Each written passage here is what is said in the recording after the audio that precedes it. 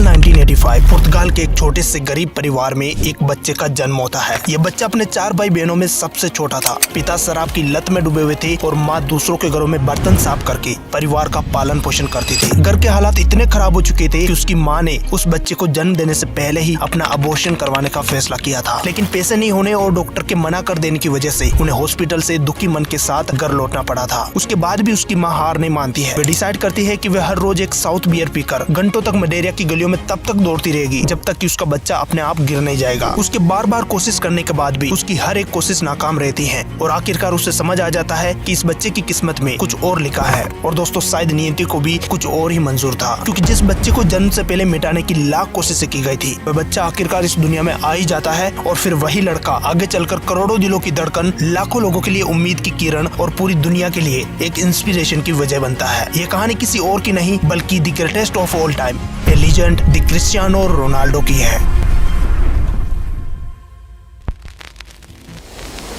इस पूरी कहानी की शुरुआत होती है 1960 के दशक के आखिरी सालों में। क्रिस्टियानो के पिता होजे वेरियो को जबरदस्ती मिलिट्री सर्विस के तहत साउथ अफ्रीका के अंगोला शहर भेज दिया जाता है। एक ऐसी जगह है जहां लोग पोर्चुगल से आजादी के लिए लड़ाई लड़ रहे थे। वहां के हालात इतने बदतर थे कि सोल्जर्स को ऐसे ही मरने के लिए छोड़ दिया गया। उनके खाने पीने के कोई इंतजाम नहीं थे। मलेरिया जैसी बीमारियां सोल्जर्स को निगल रही थी। 18 महीनों तक मौत से लड़ते हुए रोनाल्डो के पिता आखिरकार अपने देश लौटने में कामयाब हो पाते हैं, लेकिन तब तक पोर्चुगल की हालात बहुत खराब हो चुकी थी। देश का इकोनॉमी पूरी तरह से डाउन हो चुका था और उनके पास ना कोई नौकरी बची थी और ना ही कोई गवर्नमेंट सपोर्ट। ऐसे हालातों के बीच होजे मलेरिया की सड़कों पर गुमसुम भटकते रहते थे, जिससे उन्हें धीरे धीरे ड्रिंकिंग की लत लग गई और जल्दी वे पूरी तरह से एल्कोहलिक एडिक्ट बन गए। आने वाले 10 सालों में उन्होंने अपनी पत्नी डोल्रेस सेंट अवेरियो के साथ 3 बच्चों को जन्म दिया और एक छोटी सी गार्डनर की जॉब करने लगे। लेकिन तकदीर ने फिर से खेल खेला। डोल्रोज चौथी बार प्रेग्नेंट हो जाती है। 2 वक्त के खाने के लिए भी स्ट्रगल कर रहे परिवार के लिए ये एक दुख भरी खबर थी। डोल्रोज नहीं चाहती थी कि उसके इस बच्चे की हालात बाकी 3 बच्चों की तरह हो, इसलिए उसने अपने परिवार के हित के लिए अपना अबॉर्शन करवाने का फैसला किया। लेकिन आर्थिक तंगी और डॉक्टर के मना करने के बाद वे डिसाइड करती हैं कि वे हर रोज एक साउथ बियर पीकर तब तक दौड़ लगाती रहेगी जब तक कि वे अपने इस बच्चे को दुनिया में आने से रोक नहीं लेती। लेकिन एक के बाद एक कोशिशें नाकाम होने के बाद फाइनली उसने भी ये स्वीकार कर लिया कि शायद भगवान ने इस बच्चे को बचाया है, क्योंकि इसके लिए कोई बड़ी किस्मत लिखी गई है। और फिर इस तरह से 5 फरवरी 1985 को सुबह 10:20 पर मलेरिया के सैन पेड्रो शहर में एक बच्चा जन्म लेता है,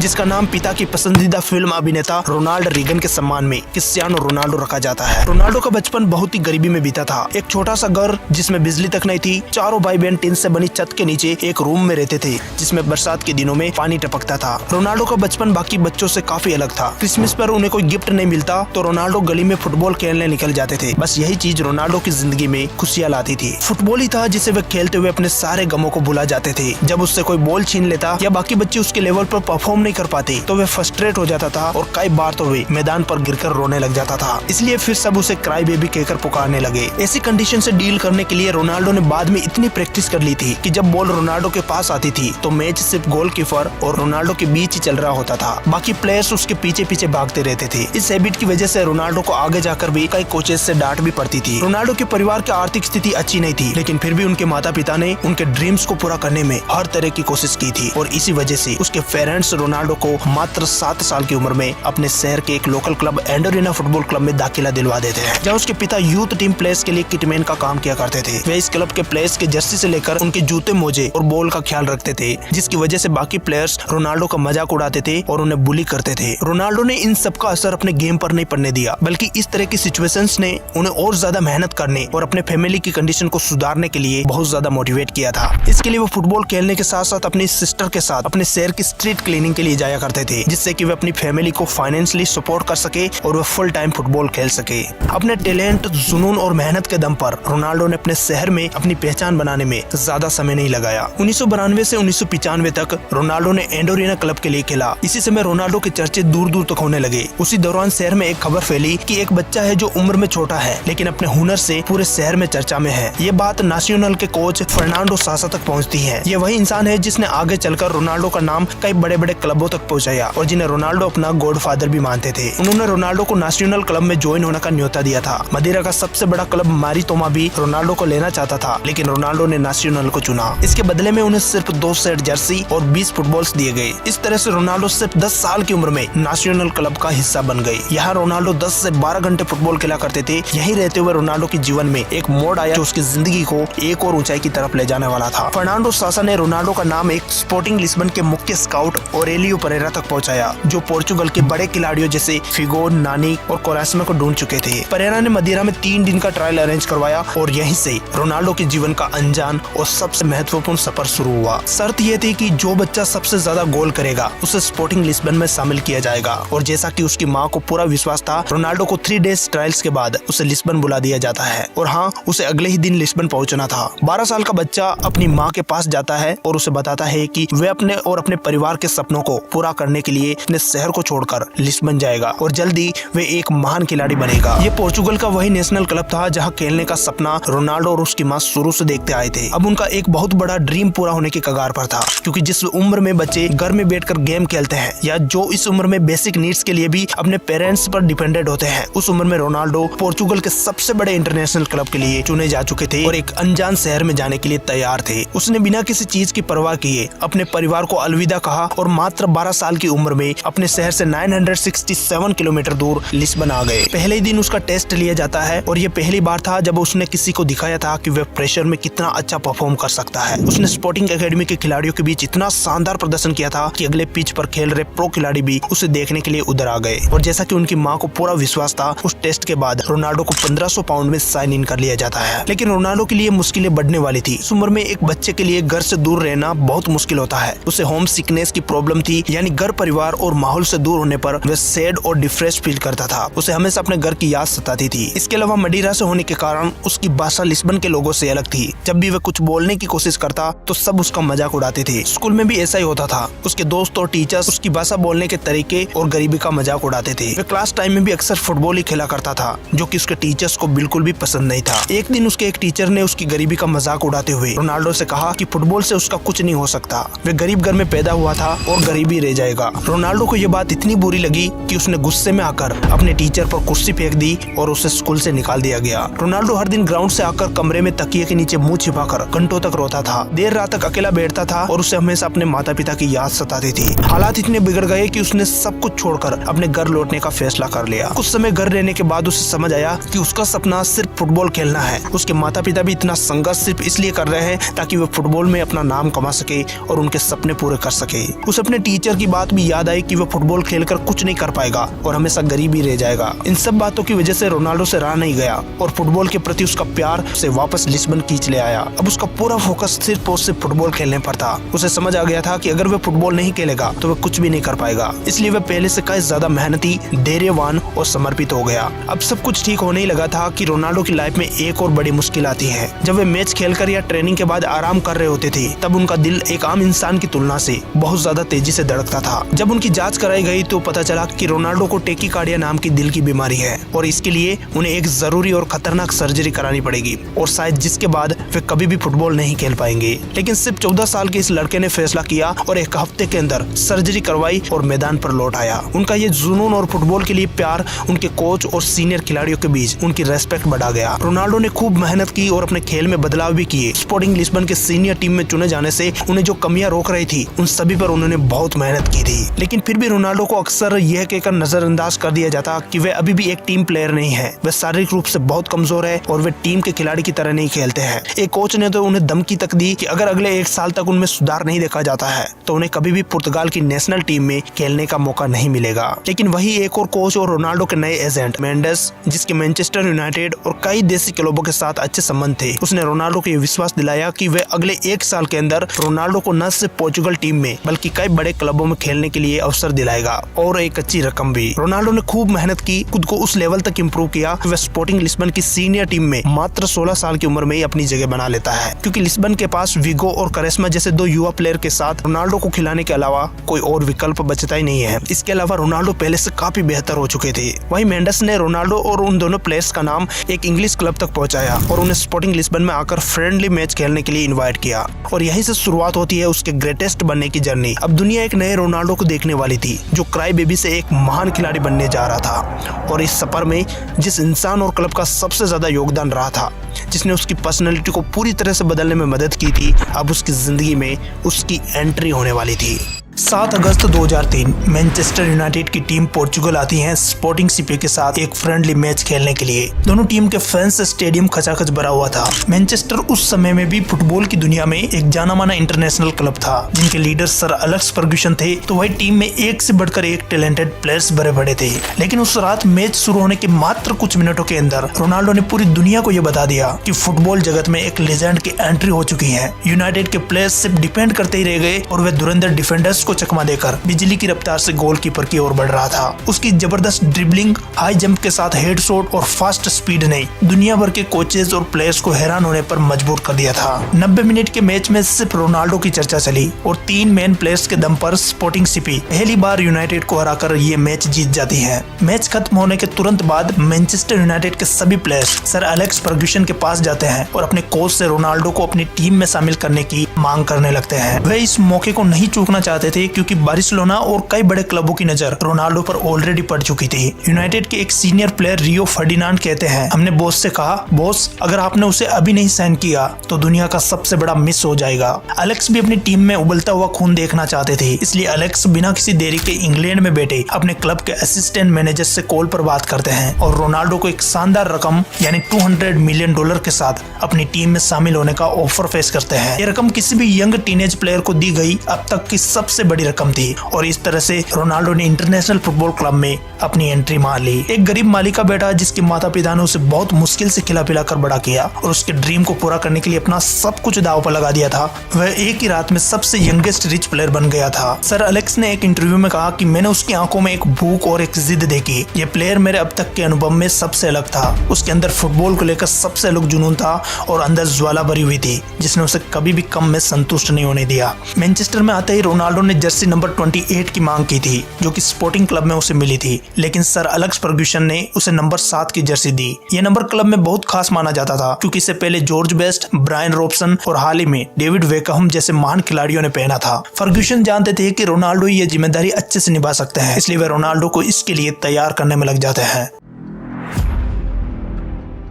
मैनचेस्टर यूनाइटेड के असिस्टेंट मैनेजर क्योरो कहते हैं कि एक दिन मैंने क्रिस्टियानो रोनाल्डो को अपने ऑफिस में बुलाया और उससे कहा, देखो केवल एक अच्छा प्लेयर होना काफी नहीं है, ऊपर वाले ने तुम्हें टैलेंट और मौका दिया है दुनिया का दी बेस्ट प्लेयर बनने का। अगर तुम उस दिशा में आगे बढ़ना चाहते हो तो मेरा सपोर्ट पूरा रहेगा। अगर तुम एक एवरेज प्रोफेशनल प्लेयर रहना चाहते हो तो फिर मैं भी तुम्हारे साथ उसी तरह से व्यवहार करूंगा। दोनों ही विकल्प तुम्हारे सामने हैं, तुम जो भी चुनोगे मैं तुम्हें उसी तरह से सपोर्ट करने के लिए तैयार हूँ। क्यूरो कहते हैं कि मैं जानता था कि रोनाल्डो का जवाब क्या होगा। मैंने बहुत ही कम यंग प्लेयर्स देखे हैं जिनके अंदर टैलेंट, स्ट्रॉन्ग पर्सनैलिटी और पर्पस एक साथ मौजूद होते हैं। रोनाल्डो की आंखों में वो भूख साफ बता रही थी कि वह क्या चूज करने वाला है। मैनचेस्टर में रोनाल्डो के साथ रहे उस समय के प्लेयर्स बताते हैं कि क्रिस्टियानो रोनाल्डो जब 2003 में यूनाइटेड आया तो वह एक दुबला पतला और स्किनी से दिखने वाला लेकिन बहुत ही फुर्तीला लड़का था। उसकी उम्र सिर्फ 17 से 18 साल की थी। इस उम्र में भी उसके अंदर एक मजबूत आत्मविश्वास था। इसी के चलते हुए एक दिन वह रॉय कीन, रयान गिग्स और पॉल स्कोल्स जैसे बड़े अनुभवी और टैलेंटेड प्लेयर्स के बीच जाकर ऐलान करता है कि वे एक दिन दुनिया का सबसे महान खिलाड़ी बनेगा। जाहिर है ये सुनकर कुछ खिलाड़ियों को हैरानी हुई होगी, शायद कुछ हंसे भी होंगे, लेकिन रोनाल्डो अपनी बात पर टिका रहा और वह अपने पैशन, डेडिकेशन और मजबूत इच्छा शक्ति के दम पर उस मुकाम को हासिल करने में लग गया। वह अपने ड्रेसिंग रूम में सभी प्लेयर्स से सबसे ज्यादा मेहनत करने लगा। जब बाकी खिलाड़ी फील्ड में ट्रेनिंग के लिए कोचेस के साथ एंट्री लेते थे तब रोनाल्डो वहां पहले से ही पसीने से लथपथ नजर आते थे, फिर भी उसके चेहरे पर एक चमक, अभी भी और ट्रेनिंग करने का जुनून साफ नजर आता था। इस बात में कोई दो राय नहीं कि एक टैलेंटेड और जुनूनी लड़के को उसके वर्क एथिक और उसके स्ट्रॉन्ग विल ने उस दुनिया का सबसे बेहतरीन प्लेयर बनने की राह में सबसे ज्यादा अहम भूमिका निभाई है। रोनाल्डो ने यूनाइटेड के लिए अपना पहला मैच 16 अगस्त 2003 को खेला था। मैनचेस्टर यूनाइटेड का सामना बोल्टन वांडरर्स से होता है। रोनाल्डो को इस मैच के 61वें मिनट में निकी बट की जगह मैदान पर उतारा जाता है। उस समय मैनचेस्टर यूनाइटेड 1-0 पर था। अपने डेब्यू मैच में रोनाल्डो ने शानदार प्रदर्शन किया। उन्होंने मैदान पर आते ही अपनी स्पीड, ड्रिबलिंग स्किल और कॉन्फिडेंस से सभी फैंस को स्टेडियम में नाच गाने पर मजबूर कर दिया। उन्होंने कई बार बोल्टन के डिफेंडर्स को परेशान किया और एक पेनल्टी भी जीती। उनके प्रदर्शन की इतनी तारीफ हुई कि खुद जॉर्ज बेस्ट, जो मैनचेस्टर यूनाइटेड के एक महान खिलाड़ी माने जाते हैं और पहले नंबर 7 की जर्सी पहनते थे, उन्होंने कहा कि रोनाल्डो का डेब्यू उन्होंने अब तक का सबसे रोमांचक डेब्यू देखा था। उन्होंने यहाँ तक कह दिया कि कई कई खिलाड़ियों को नया जॉर्ज बेस्ट कहा गया, लेकिन रोनाल्डो पहले ऐसे खिलाड़ी है जिनके साथ उनकी तुलना करना उनके लिए एक तारीफ से कम नहीं है। यह मैच यूनाइटेड 4-0 से जीत जाता है। भले ही रोनाल्डो ने खुद गोल नहीं किया था, लेकिन उनके आने के बाद टीम का कॉन्फिडेंस, फास्ट अटैकिंग और एक्साइटमेंट देखने लायक था। सीजन 2004 में यूनाइटेड फिर से FA कप के फाइनल में पहुंचा, जहां उनका मुकाबला आर्सेनल से था, लेकिन लीग में यूनाइटेड ने आर्सेनल को दोनों मैच हराए थे और क्रिस्टियानो ने उन मैचों में गोल भी किए थे। फाइनल में क्रिस्टियानो ने पिछले साल की तरह अच्छा खेला। मैच पेनल्टी शूट आउट में गया, जहां क्रिस्टियानो ने अपनी पेनल्टी तो मार दी, लेकिन यूनाइटेड कप हार गया और उस सीजन में उन्हें कोई ट्रॉफी नहीं मिली। इसी वजह से क्लब की चिंता थी कि रोनाल्डो का मैदान पर कैसे इस्तेमाल किया जाए, लेकिन तभी रोनाल्डो की जिंदगी में दुखद मोड़ आता है, जिसने रोनाल्डो को पूरी तरह तोड़ कर रख दिया। सितंबर 2005 को रोनाल्डो को खबर मिली कि उसके पिता की ज्यादा शराब पीने और लिवर डैमेज होने की वजह से मौत हो गई है, तो वह पूरी तरह से टूट गए। अगले दिन मडीरा जाने वाले थे, लेकिन उसके एक दिन पहले ही उन्हें खबर मिल गई। भले उसके पिता मैच देखने स्टेडियम में नहीं जाते थे, लेकिन रोनाल्डो को फुटबॉल खिलाने और उसको लगातार मोटिवेट करते रहने में उनका बहुत बड़ा योगदान था। इस घटना का असर उनके पूरे सीजन पर पड़ा। क्रिस्टियानो ने अपनी जिंदगी में अपने पिता की कमी को हमेशा महसूस किया है। उन्होंने कई इंटरव्यूज में इसके बारे में बात की है कि कैसे वे चाहते थे कि उनके पिता उनकी सफलता को देख पाते। वे कहते हैं कि वे अपनी लाइफ में सिर्फ एक ही कमी महसूस करते हैं कि काश अगर उनके पिता उसे दुनिया का सबसे महान प्लेयर बनते हुए देख पाते। उनके इस अद्वितीय योगदान के लिए खुद प्राउड फील करते।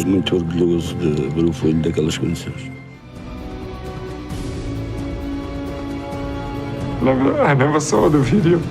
और जैसा कि मैंने पहले बताया कि ये साल रोनाल्डो के लिए बहुत मुश्किल था और कंट्रोवर्सी से भरा रहा। एक डेंजरस टैकल की वजह से उसे मैदान से बाहर कर दिया गया और बेनिफिका के एक फैंस की तरफ एक गलत इशारा करने पर और रेप के आरोप में गिरफ्तार होने के बाद इंग्लिश मीडिया ने खूब शोर मचाया और अपनी TRP बढ़ाने में कामयाब रहे। मैदान पर अपनी स्किल्स और फैंसी ट्रिक्स दिखाने की उसकी जिद और क्रॉस करने में देरी की आदत की वजह से उनकी टीम के मुख्य स्ट्राइकर रूड वैन निस्टेलरॉय के साथ उनके रिश्ते बिगड़ने लगे। गैरी नेविल को भी रोनाल्डो की काबिलियत पर शक होने लगा था। इस सीजन में रोनाल्डो ने कई शानदार स्किल्स तो दिखाई, पर टीम के लिए शायद वो सही नहीं था। चैंपियंस लीग में भी उसने अपना पहला गोल किया, पर लगातार तीसरे साल यूनाइटेड ग्रुप स्टेज से बाहर हो गया। कुछ ऐसे इंसिडेंट होते रहे जिसने रोनाल्डो की लाइफ को बहुत प्रभावित किया, लेकिन वे मेंटली स्ट्रॉन्ग बने रहे और लगातार खुद को बेहतर बनाते रहे। उस सीजन में रोनाल्डो के आंकड़ों में थोड़ा सुधार दिखा, पर वो अभी भी टीम का सबसे जरूरी खिलाड़ी नहीं बन पाया था और एलेक्स फर्ग्यूसन इसे रोनाल्डो के विकास का साल मान रहे थे। वर्ल्ड कप 2006 में रोनाल्डो ने पुर्तगाल के लिए खेला और एक गोल भी किया। नीदरलैंड्स के खिलाफ एक खराब मैच में उसे चोट लगी। क्वार्टर फाइनल में इंग्लैंड के खिलाफ मैच में रूनी को रेड कार्ड मिला, जिसके बाद रोनाल्डो ने इंग्लैंड की बैच की तरफ आंख मारी। इस वजह से इंग्लिश मीडिया में उसकी बहुत आलोचना हुई और वे एक विलन के रूप में छाने लगे। कई फैंस उनके हेटर बन गए। मैच के बाद रूनी ने उन्हें समझाया कि इंग्लिश फैंस और प्रेस इसे बहुत बड़ा मुद्दा बनाएंगे। इस कप में पुर्तगाल सेमीफाइनल हार गया और रोनाल्डो को टूर्नामेंट का तीसरा सर्वश्रेष्ठ युवा खिलाड़ी चुना गया। इंग्लिश मीडिया की आलोचना से परेशान होकर रोनाल्डो ने मैनचेस्टर वापस न जाने के बारे में सोचा। इतना सब होने के बाद भी फर्ग्यूसन ने रोनाल्डो पर भरोसा बनाए रखा और उसे वापस यूनाइटेड जाने की सलाह दी। धीरे धीरे रोनाल्डो ने अपनी खेल शैली में सुधार किया। उसने टीम के साथ घुल मिलकर खेलना स्टार्ट किया। अब उसके फैसलों में भी ज्यादा मैच्योरिटी दिखने लगी थी।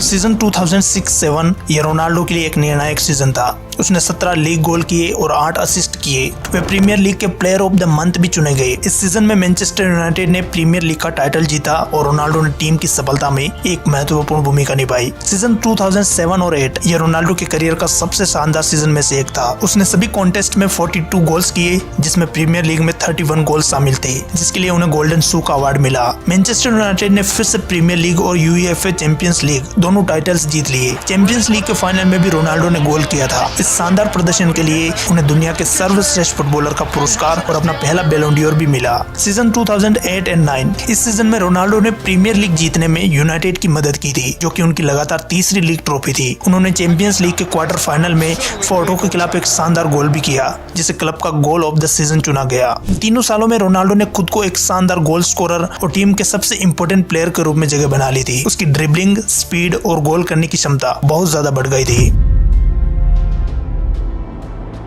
2008-9 सीजन में मैनचेस्टर यूनाइटेड के साथ एक और सफल सीजन के बाद क्रिस्टियानो के रियल मैड्रिड में जाने की खबरें तेज हो गई थी। रोनाल्डो ने खुद भी कई बार कहा था कि रियल मैड्रिड उनका ड्रीम क्लब है। जुलाई 2009 में रियल मैड्रिड ने क्रिस्टियानो रोनाल्डो को उस समय के वर्ल्ड रिकॉर्ड 80 मिलियन यूरो में डील पक्की करके अपने पास बुला लिया। ये फुटबॉल इतिहास में किसी भी खिलाड़ी को दी गई अब तक की सबसे बड़ी रकम थी। इस ट्रांसफर ने पूरी दुनिया का ध्यान उसकी ओर खींचा। 6 जुलाई 2009 को सैंटियागो बर्नाब्यू स्टेडियम में रोनाल्डो का भव्य स्वागत किया जाता है, जिसमें हजारों रियल मैड्रिड के फैंस मौजूद थे। उन्हें क्लब की प्रतिष्ठित नंबर 9 की जर्सी सौंपी गई, क्योंकि उस समय नंबर 7 राउल गोजालेंस के पास थी। फास्ट फॉरवर्ड 2009 से 2018 के बीच रियल मैड्रिड में क्रिस्टियानो रोनाल्डो का प्राइम टाइम रहा। यही वह समय था जब रोनाल्डो ने खुद को दुनिया के सामने greatest of all time players में से एक के रूप में अपनी पहचान बनाई थी। रोनाल्डो ने रियल मैड्रिड के लिए 438 मैचों में 451 गोल किए थे, जो उन्हें क्लब का ऑल टाइम टॉप स्कोरर बनाता है। रियल मैड्रिड के साथ उन्होंने कई बड़े टाइटल्स जीते, जिनमें से कुछ बड़े अवार्ड्स ये शामिल है। 4 UEFA champions league, 2 La Liga titles, 2 Copa del Rey, 3 FIFA club विश्व कप,